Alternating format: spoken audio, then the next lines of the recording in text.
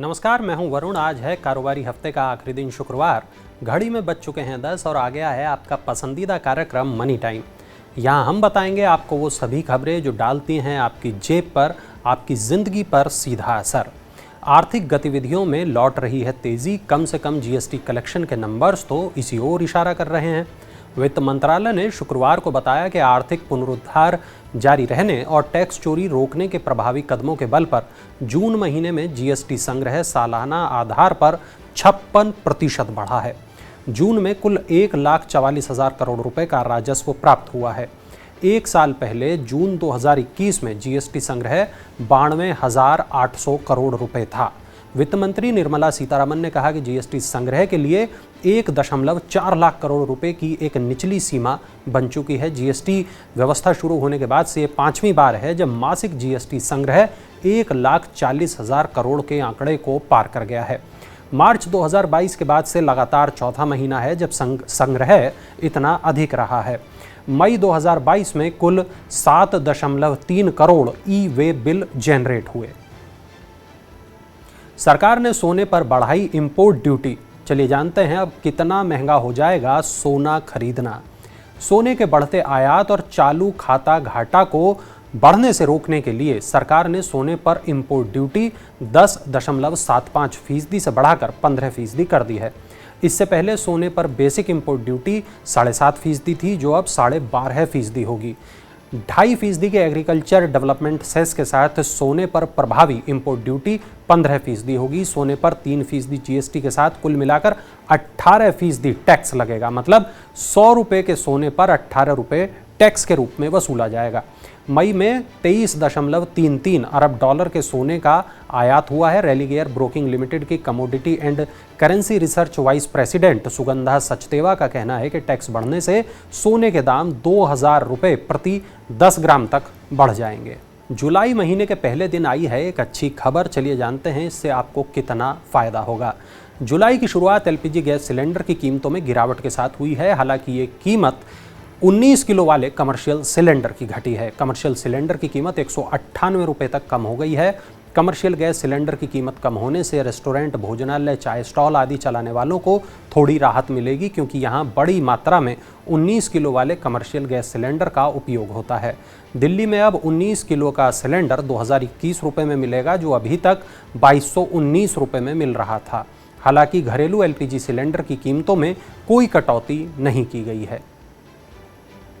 अगली खबर सुनकर आपको थोड़ा बुरा लग सकता है, क्योंकि सरकार ने फिर एक बार लघु बचत योजना में निवेश करने वालों को निराश कर दिया है। अगर आप भी पीपीएफ, राष्ट्रीय बचत पत्र, सुकन्या समृद्धि जैसी लघु बचत योजनाओं में निवेश करते हैं तो इस तिमाही में भी आपको पुरानी दर से ही ब्याज मिलेगा, क्योंकि सरकार ने लघु बचत योजनाओं पर ब्याज की दर में फिर कोई बदलाव नहीं किया है। लघु बचत योजनाओं में निवेश करने वाले निवेशकों को अब 30 सितंबर 2022 तक पुरानी मौजूदा दर से ही ब्याज मिलता रहेगा। पीपीएफ पर 7.1%, राष्ट्रीय बचत पत्र पर 6.8%, सुकन्या समृद्धि योजना पर 7.6% की दर से ब्याज मिलता रहेगा। 5 साल की वरिष्ठ नागरिक बचत योजना पर ब्याज की दर 7.4% बनी रहेगी। आखिरी बार लघु बचत योजनाओं में ब्याज दर में 31 मार्च 2020 को बदलाव किया गया था। उसके बाद से ब्याज दरें स्थिर बनी हुई हैं। एक और सरकारी बैंक ने एमसीएलआर बढ़ा दी है। अब महंगा मिलेगा आपको कर्ज। सार्वजनिक क्षेत्र के इंडियन बैंक ने विभिन्न अवधि के ऋणों के लिए कोष की सीमांत लागत यानी एमसीएलआर आधारित ऋण दर में 0.15% की वृद्धि कर दी है। एक साल की अवधि की बेंचमार्क एमसीएलआर को 7.40% से बढ़ाकर 7.55% किया गया है। ज़्यादातर उपभोक्ता ऋण की ब्याज दरें इसी के आधार पर तय होती हैं। बैंक ने बताया कि 1 दिन से लेकर 6 महीने की अवधि पर ऋण पर भी एमसीएलआर को इसी अनुपात में बढ़ाकर 6.75 से 7.40% किया गया है। चलिए, लोन लेना तो महंगा हो गया, लेकिन क्या आपको पता है कि 2 सरकारी बैंक ऐसे भी हैं जिन्होंने बचत खाते पर मिलने वाले ब्याज की दर को बढ़ा दिया है। केनरा बैंक और पंजाब एंड सिंध बैंक ने सेविंग अकाउंट इंटरेस्ट रेट में बदलाव किया है। केनरा बैंक और पंजाब एंड सिंध बैंक ने सेविंग बैंक अकाउंट पर इंटरेस्ट रेट को बढ़ा दिया है। केनरा बैंक ने इंटरेस्ट रेट में 5 बेसिस पॉइंट की बढ़ोतरी की है। केनरा बैंक अब अधिकतम 3.55% का ब्याज देगा, जो SBI, bank of Baroda, PNB, UCO bank, bank of India और सेंट्रल बैंक आदि की तुलना में ज़्यादा है। वहीं पंजाब एंड सिंध बैंक ने भी फिक्स्ड डिपॉजिट और सेविंग अकाउंट पर इंटरेस्ट बढ़ा दिया है।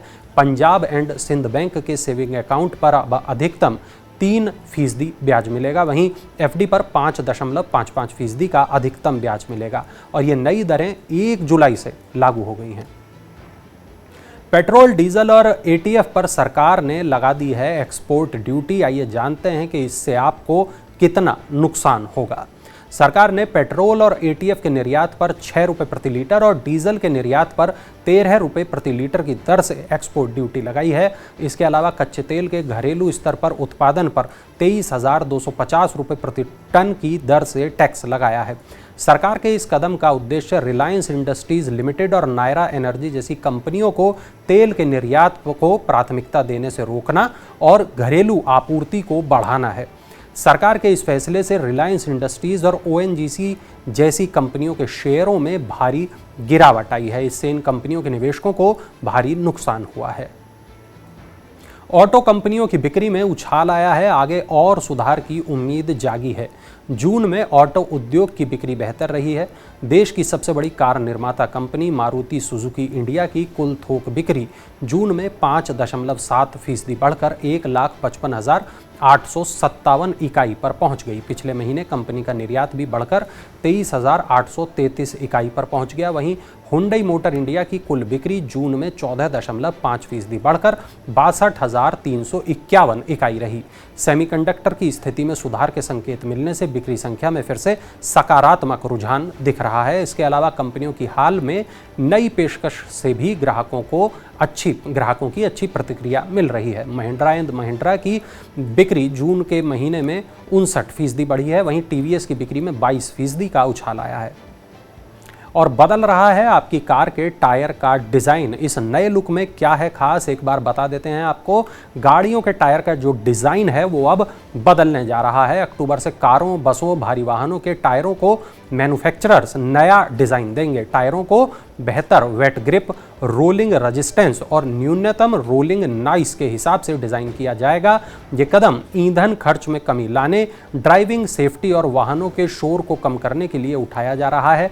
सभी मौजूदा टायर डिज़ाइनों को अगले वित्त वर्ष से वेट ग्रिप और रोलिंग रेजिस्टेंस मानकों का पालन करना होगा। वहीं जून 2023 से कम रोलिंग शोर मानक का पालन करना होगा। आने वाले समय में टायर मैन्युफैक्चरर्स और आयातकों के लिए नए नियमों का पालन करना अनिवार्य हो जाएगा। रोलिंग रेजिस्टेंस, वेट ग्रिप और रोलिंग साउंड के आधार पर टायरों की स्टार रेटिंग या लेबलिंग भी हो सकती है। इससे भारत में बनने वाले और बेचे जाने वाले टायर यूरोपीय मानकों के अनुरूप बनेंगे। इससे ग्राहक टायर खरीदते समय इन मानकों को देखकर उचित फैसला ले सकेंगे। और आर्थिक संकट से जूझ रहे पाकिस्तान की जनता पर एक बार फिर से गाजगिरी है। महंगे हो गए हैं वहां पेट्रोलियम पदार्थ।